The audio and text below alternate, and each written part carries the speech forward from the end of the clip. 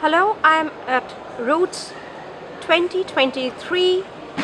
Today is the last day of this grand event, and right now I'm sitting with Mr. Mpho Rambau, the acting group manager, traffic development of Airports Company South Africa, and Ms. Angela Case. She's the Stakeholder and International Relations of Gauteng Tourism Authority. So, how how have been your days, the last 3 days? What is your experience? If you share with us. It's been a really good, positive experience. The reason being is that World Roots is always very, very good in terms of quality and in terms of attendance. So with the meetings that are preset, or the meetings that happen whilst you're here, you know that there's always going to be a very good meeting because professionals are here, all of the airlines are here, and the decision makers are here, and that's really, really important. Yes. And I would concur with what Angela has said. Very good conference. I think the attendance was very encouraging. Absolutely. Certainly with the impact of COVID, previous events from World Roots were not as subscribed as this. So with Turkey being almost at the midpoint, in the middle or center part of all these other continents, a lot of airlines were able to attend, which is good. So we really had very productive meetings, and we're obviously hoping for a lot of positive outcomes preceding this conference, which is great. How has the scenario in tourism, both leisure as well as MICE, changed in the last 3 years? Post-pandemic years. So, what has been the major change, or if there are more than one changes? So what's been key is that unfortunately with COVID, the MICE industry in particular was decimated. We weren't able to have those face-to-face interactions, which are really, really important, especially in business tourism and conferences. So we pivoted very quickly to online meetings in South Africa. And then because we had a fairly hard lockdown that we actually think stemmed a lot of the progression of the pandemic, we were able to come out a little bit faster, and we then started to do hybrid meetings. So a mixture of online and face-to-face, because we adapted very, very quickly the global protocols around health and what we needed to do. So that was very, very important. Then as a result of that, what we've seen, thankfully, and certainly we host an exhibition called Meetings Africa. And we host that every year in February. And what we saw in 2021 and 2022 was a steady progression of people coming back into the marketplace, because people really want to meet, they really Absolutely. want that interaction. So we saw through that exhibition the desire for us to then change from hybrid into meeting face-to-face. And certainly in February 2023, we saw a lot of our traffic coming in from our key source markets, the US, the UK, Germany. We had a large delegation in from India. And we truly believe in terms of India, we have a great opportunity for that group travel. So we've seen a lot of activity. We've been in discussions about having direct routes back into South Africa. But equally, people are making a plan. They're making a plan to get to South Africa, even if there isn't a direct route. And that's really been driven by the MICE market. People want to get back into those conferences and exhibitions. They want to be learning more from each other, and they want to be able to converse with each other face to face. And we've seen that certainly post COVID. We fully expect 2024 to be back in terms of our numbers again, and certainly in terms of our figures, we're seeing a progression towards that. I would like to know from you the same thing as it is for travel. I mean, what are the changes that you have noticed, or you would like our readers to know in the aviation industry, after the reopening of the international borders and with the gradual normalization of the traffic. So what are the major changes you have noticed, and was there any positive change that you would like to point out? Yes, I guess we've seen both negatives and positives.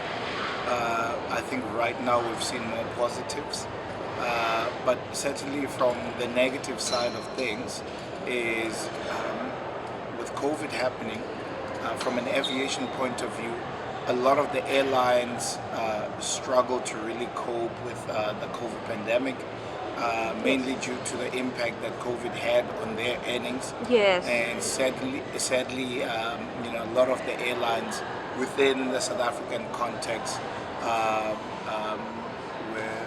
went bankrupt, and a large part of those airlines have actually not been able to recover ever since. And a lot of these airlines have actually suspended their operations, and some of them were actually liquidated, which essentially reduced the capacity that we had within and the potential that we had within South African aviation industry. So that was one of the biggest negatives. And essentially when we started reopening, we saw a lot of constraints in terms of very high ticket prices, which was quite an impediment to our recovery in general as an airports company. But essentially we've seen a gradual recovery in the supply side, largely driven by new airlines coming into the market, seeing those opportunities and filling in those gaps, and a large part of it driven by our incumbent airlines that were able to survive the pandemic, really taking active steps in growing their footprint and growing their network, which has created some of the positives that we've seen. Our recovery is quite good at the moment. We've recovered to about 82% of our pre-COVID That's really passenger great to know. traffic. It's still a little bit away from the global average, particularly if you look at the IATA statistics. Currently, I think global recovery is sitting at about 94 to 95%. So we're still a bit far away. But we've actually seen a gradual improvement. Yes. In terms of the resumption of international airlines flying to South Africa, and primarily to our airports as Airports Company South Africa, and that has been really driving a lot of growth in certain areas where we have fully recovered from COVID, and in certain markets where we hadn't fully recovered from COVID, that is really driving recovery. Recently we had LATAM resuming their services, linking South Africa to the Latin America market through Brazil, with Saudi airlines that will be resuming their services from Saudi Arabia to South Africa. And we also have other airlines such as Lufthansa that will be reinstating their flights between Munich and Johannesburg. So these are all great positives, because essentially what it does is it creates a capacity which then creates the scope for us to accelerate our recovery, as well as get to a point where we are able to grow, which obviously is something that we're looking towards. So those are the positives. So another thing, the question would be to both of you. At this moment, both the tourism as well as aviation industries are striving towards, achieving sustainable development, right?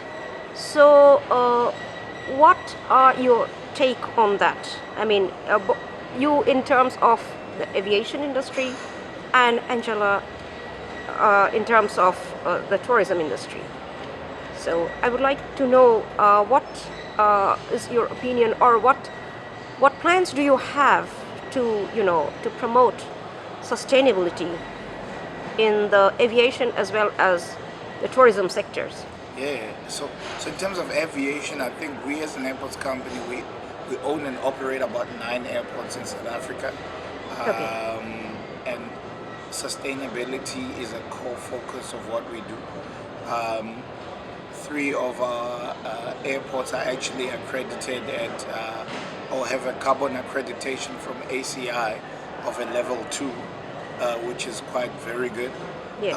Our aim is to actually improve that to level 1. So from a company point of view, we have actually developed an ESG strategy, largely to address how we are going to reduce our emissions footprint as an airport, to do our bit in achieving and contributing towards a sustainable environment. And we have catalytic projects that we've embarked on, of building solar farms at 2 of our regional airports, which has actually reduced our reliance and dependence on the national grid, and essentially generating renewable energy not only for our airport operations but also feeding back on towards additional power onto the grid. There are multiple projects that we are planning, particularly in the gas to power space, which will be targeted for our 3 international airports. And essentially what those will do is they will sort of transition us and move us away from the grid, whilst generating power in a much more environmentally friendly way, obviously using natural gas to generate electricity, and essentially doing our bit to reduce our footprint in terms of Yes. emissions, and contributing towards a sustainable future for the entire South Africa and globally. In terms of tourism, we have a number of initiatives in our region. So the Gauteng region includes Johannesburg and Pretoria, and also the region it's the 7th largest economy on the African continent and the biggest contributor to GDP. So therefore, in terms of the drive, what we look for in regards to sustainability is we have a number of policies about how do we keep our people employed within the tourism sector in a meaningful way, and that ties into the UN goals, the sustainability goals. And really what we do is we look at developing our products. So if you look at our townships have the most amazing story, especially about the life of Mandela, because he lived in Soweto before he went to jail after fighting in the struggle, and then before he was released and he became president, which is the most amazing story. So a lot of our products, or tourism products, are around the story of Madiba, but equally they're around the story of sustainability, because when a lot of our visitors come, they want to engage, they want to know how people are living in South Africa across the board. So a lot of those products within the townships are around how do we keep tourism ongoing in those areas. So we invest a lot as a country, tourism, we invest a lot into having green conference centres, having green accommodation establishments, so introducing solar power, those sort of things. And we have a big drive in tourism at the moment, Okay. where a lot of our accommodation companies can actually tap into those incentives. So lots of different things. We also look at our craft and design market. We look at using local goods. We look at the sustainability of those goods, so that they're biodegradable, those sort of things. And government puts a lot of effort into advising our SMEs and our companies to do that. So lots of different areas that we look at. Equally, we've got some amazing tourism sites. And I'm thinking things like the Cradle of Humankind, which is an amazing paleontology site, 200 years old in terms of bones and discovery and those sort of things. So around those sites we look at when we're designing, and for example with the Cradle of Humankind, we have a site called Maripeng. In a site like that, we will look at how we blend in with the surrounding area, how we take care of the grasslands around that area, etc. So it's connected. It's all growth is very organic, but it's a value chain, and within that value chain we look at how do we keep things sustainable, how do we protect the environment, etc.